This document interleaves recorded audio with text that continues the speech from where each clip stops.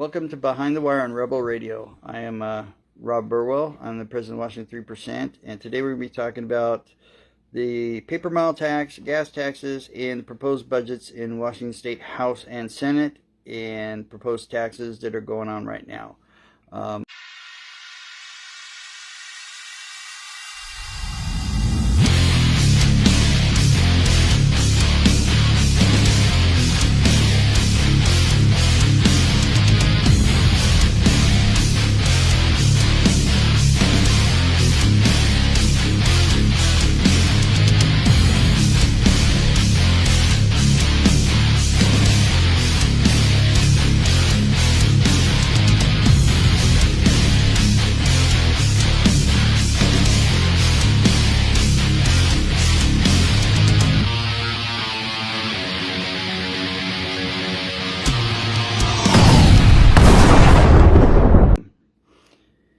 So starting with the pay-by-mile tax. This was a scheme that Washington came up with where they're going to put a transponder on your car and they were going to charge you for every mile you drive. And I believe it was going to be around 2 cents per mile, and it would have gotten really expensive, but that has been shelved for the moment because there are concerns about privacy. You're sticking a transponder on everybody's car and you're tracking everywhere they go. That's an invasion of privacy as far as I'm concerned. And I think they're afraid enough of it being shot down for that very reason, so they have shelved it for now, but look for that to come back next year. We're in the first year of biennial legislative session, so anything that gets shot down this year could come back next year, so just be prepared for that. But for right now, the tax per mile scheme is dead. Instead, they're proposing more gas tax raises in this state and gas tax increases in this state. So the House has their own version and the Senate has their own version, and we're going to be talking about those today. When you look at the House side, so the House State Transportation Committee Chair, Representative Jake Fay, who is a Democrat out of Tacoma, has proposed that they raise the gas tax by 9 cents per gallon this year. They want to raise the gas tax 9 cents per gallon this year, and then they want to tie further tax increases to inflation. So every year the tax on gasoline will go up whatever the inflation rate is. If inflation rate is 3%, tax will go up 3%. And they're going to be raising your gas taxes every single year under this proposal. 9 cents this year, and then whatever the inflation rate is every year after that.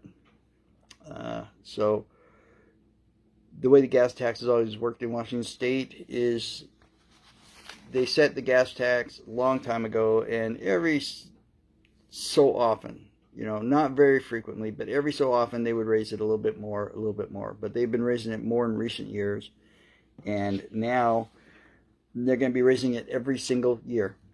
And their end goal on this is to just basically make it unaffordable to drive a gasoline-powered car so they can reach their green utopia of all electric vehicles, and which is not feasible. Power grid can't handle it.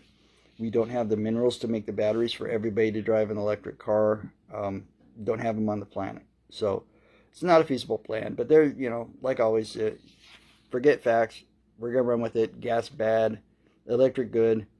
We're going to tax you out of being able to drive a gas car. So that's their stance on the gas tax. That's what the House is proposing. They are also proposing that to add fees to your registration fees based on your car's mileage. So if your car gets less than 25 miles a gallon, they're not going to charge you a fee on your registration because they figure the gas tax is going to punish you enough. If your car gets 50 miles per gallon, if it gets 26 miles a gallon to 49 miles per gallon, they're going to, which is, cars that get decent mileage, really good mileage, they're going to charge you an additional $7 fee every year when you register. If you're being responsible to the climate and you're driving a hybrid, you get something that gets really good gas mileage, 50 miles per gallon or more, hybrid type vehicles, you're going to be paying an extra $94 a year to register that vehicle. Because they figure you're not contributing enough to the gas tax, so they're going to make you pay an extra $94 a year to register your vehicle to help pay for the roads. Now, what's interesting is electric vehicles are going to have no fee. So not only do they not pay gas taxes, but they're not going to have any excess fees, extra fees on their registration to help pay for repairing the roads in the state.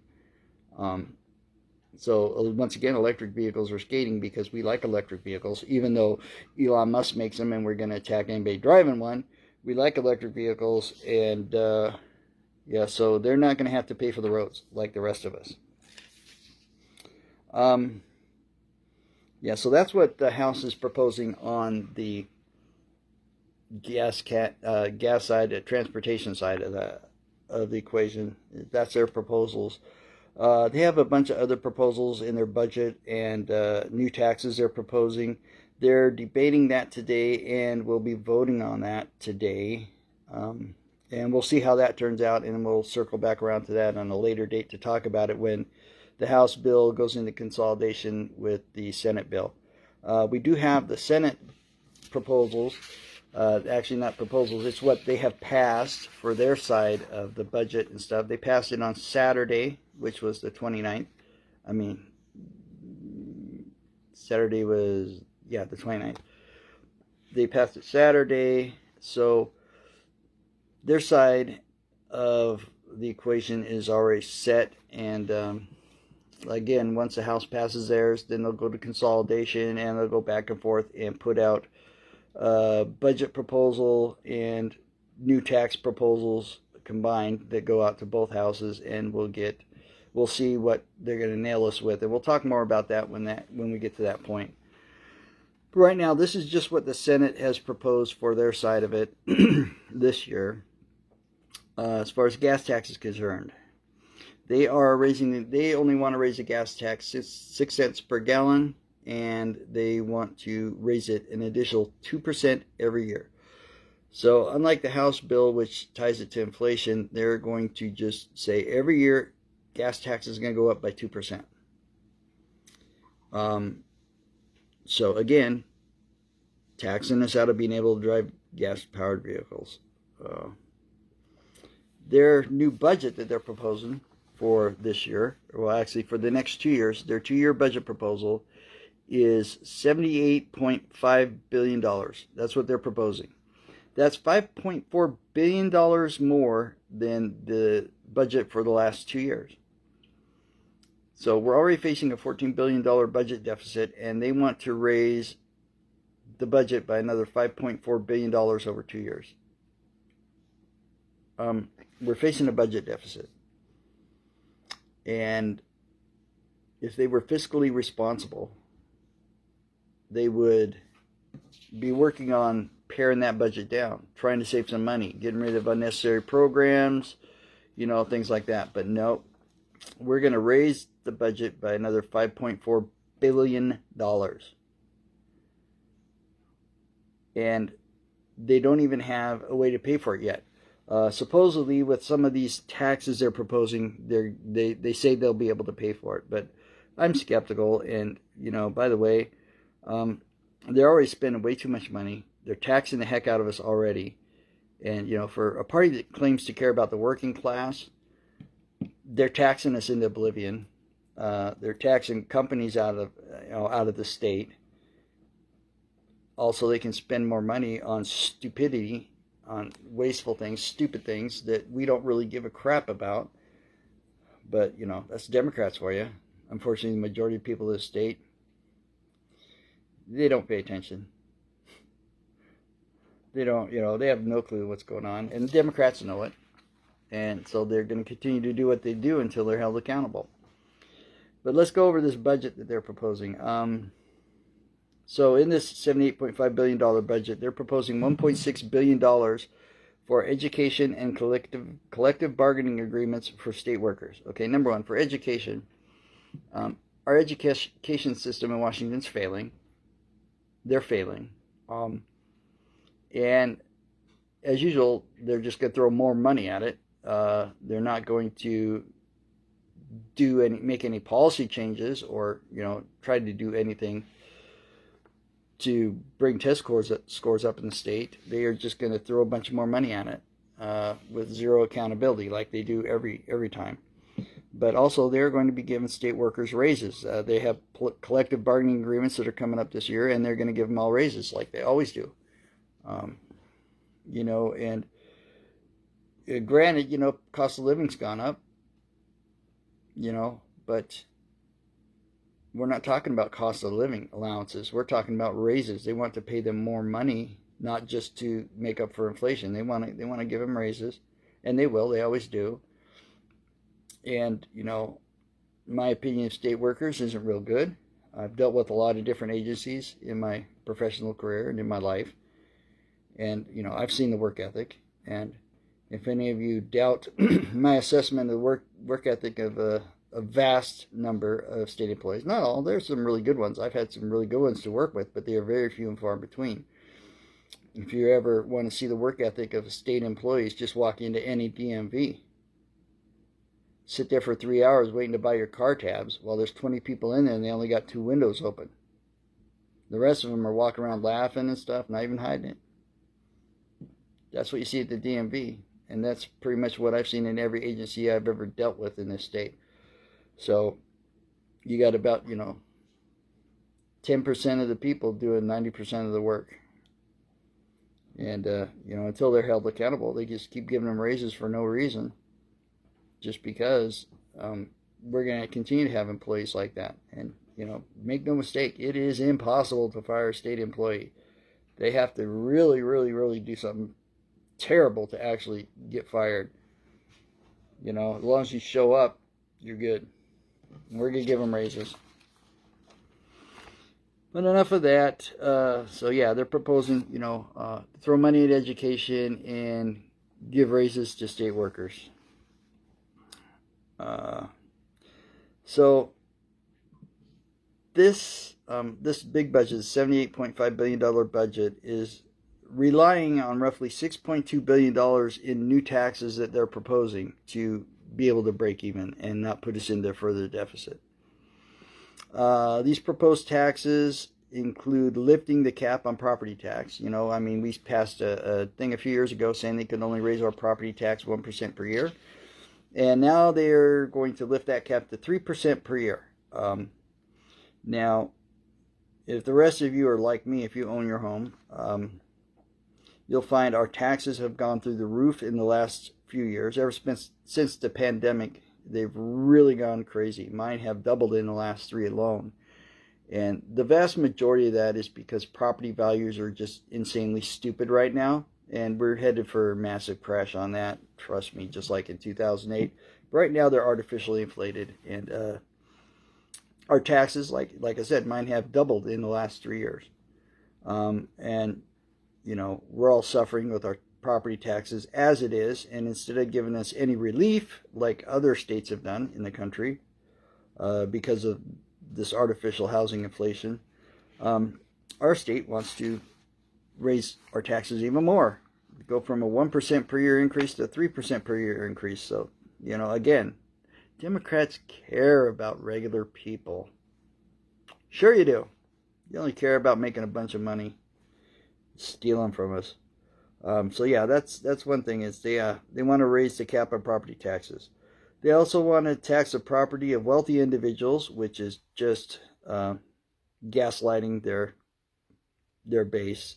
It's not going to make no money off that.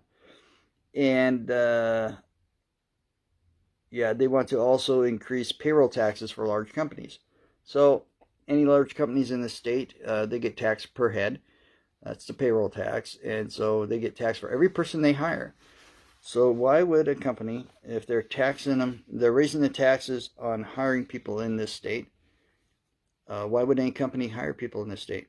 If you're a large company, why would you stay here? I wouldn't. It's going to drive business away. It's going to drive large companies away. And large companies are the companies that usually have the highest pay and the best benefits. So once again, they are attacking big businesses to drive them out of the state. and to have fewer job opportunities, fewer good-paying job opportunities in Washington. And that will be the result of, raising the payroll tax for large companies. Other things they propose increasing the taxes on is a 1.5% per year fare increase on Washington State ferries. So every year it's going to go up 1.5%. So if you have to commute by ferry, too bad. They don't care. 10% luxury tax. This is gaslighting their base here. The 10% luxury tax on motorhomes, watercraft, and aircraft over $500,000. Okay, so there's not a lot of boats and motorhomes and watercraft that are going to be purchased in Washington that cost more than $500,000. There's not a lot. So on the face, this isn't going to make much money. And in reality, if they do pass this 10% tax on, for rich people to buy a big yacht or to buy an airplane or whatever, they're just going to go to another state and buy it because they can afford to go to another state and buy it. They're not going to buy it here if they're getting taxed. We already have a 9% tax, 9.5% sales tax anyways. And they want to add another 10% on top of that, 20% tax. They're just going to go to another state and buy their big boats and their big planes. They're not going to pay sales tax in this state.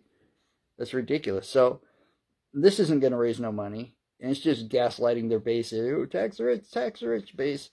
Just, they think it's a great idea, even though it won't do anything to erase the deficit we have because people just go elsewhere to make those large purchases. They also want to give tickets, $150 ticket for any cars parked with expired tabs. So if your car's parked on the side of the road with expired tabs, they're going to give you a $150 ticket. And again, this is going to make zero money because, we're talking, this is going to be targeting, homeless motorhomes and stuff that are parked on the side of the roads for months and months. They're going to write them a $150 ticket.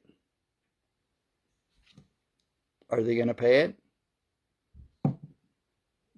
Good luck collecting that money. They're not going to pay it.